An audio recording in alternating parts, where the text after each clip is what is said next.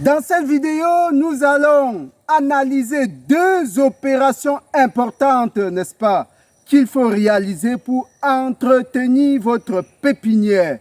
Il y a 7 jours que nous avons lancé ensemble une pépinière de morel noir, comme vous pouvez le constater, n'est-ce pas, à l'image. Et dans cette vidéo, donc, nous allons voir comment il faut procéder pour continuer à maintenir notre pépinière en forme. C'est tout de suite donc après le générique.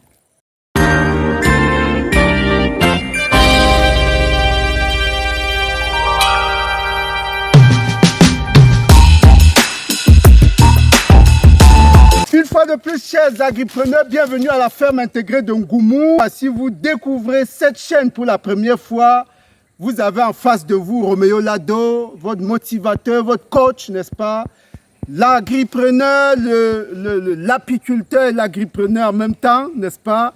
Aujourd'hui, nous voulons vous donner deux astuces importantes pour faire grandir votre pépinière en toute sécurité.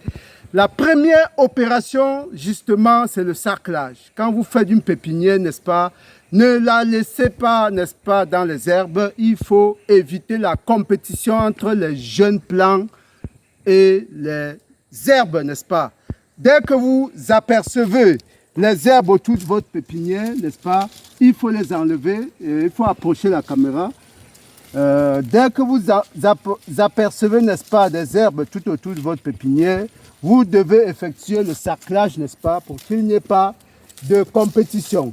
Et maintenant, la seconde opération, là, il faut faire cette opération de sarclage pratiquement tous les 2-3 jours. Il ne faut pas laisser les herbes envahir avant de venir après. Il faut la faire régulièrement. Vous voyez cette fougère qui prend déjà place au milieu de la pépinière, n'est-ce pas?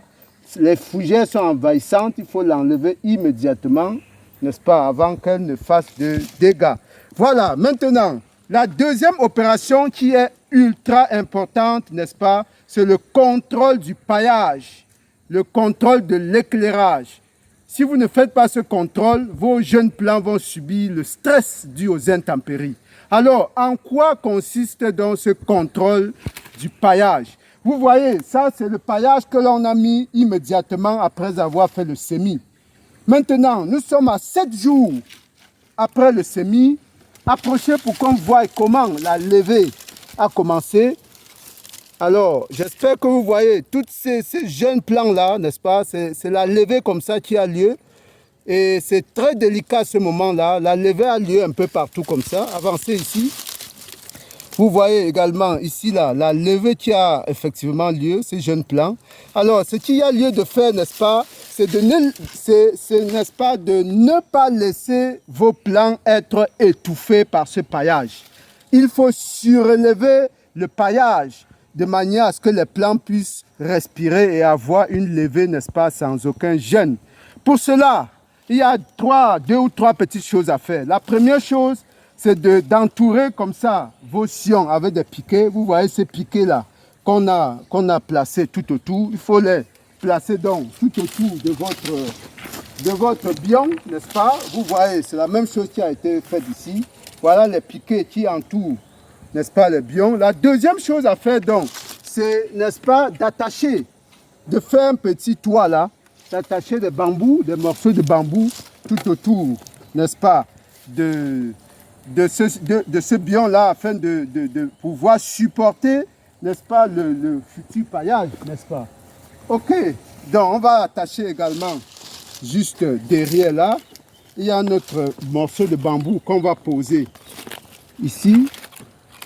Nous posons le second morceau de bambou ici. Là, il faut attacher pour qu'il ne tombe pas sous le poids, n'est-ce pas, de la paille qu'on va mettre tout à l'heure. Pour attacher, vous avez juste besoin d'un fil, d'une corde. Ça, c'est les cordes de bananier qu'on a coupées tout à l'heure. Donc là, ça ne nous coûte rien absolument. Les bambous, on les a coupés là dans le marécage.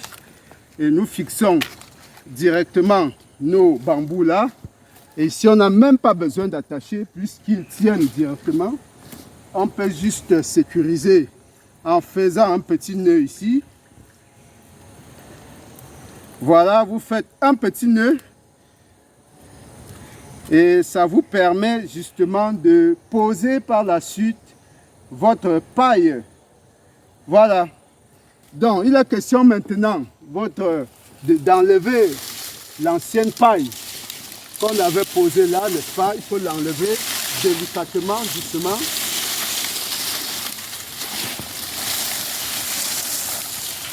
Et là, replacer au-dessus, tout simplement. On la place au-dessus. Voilà. Vous voyez, à ce niveau-là, c'est excellent.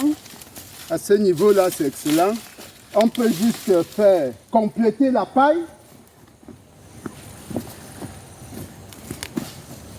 Nous pouvons juste compléter cette paille-là, ce paillage-là, pour que, justement, le soleil ne brûle pas les jeunes plants et que les fortes pluies ne puissent pas abîmer les jeunes plants qui sont toutes fragiles, hein, tout fragiles.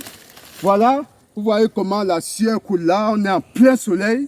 Et cette opération est importante justement pour protéger les plants. Vous voyez que il y a de l'ombrage là, les plants vont respirer, ils vont continuer la levée normalement et on va continuer également à faire les arrosages tous les jours, bien entendu en fonction de la météo. S'il fait frais, il faut éviter de mettre trop d'eau.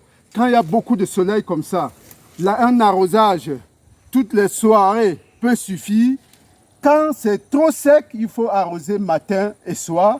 Justement, il faut réguler l'arrosage et l'ombrage pour ne pas justement stresser vos plants et mettre beaucoup d'humidité préjudiciable à la survenue du mildiou. Voilà, c'est très simple l'entretien de la pépinière. On se retrouve dans quelques jours sûrement pour le repiquage. À très bientôt.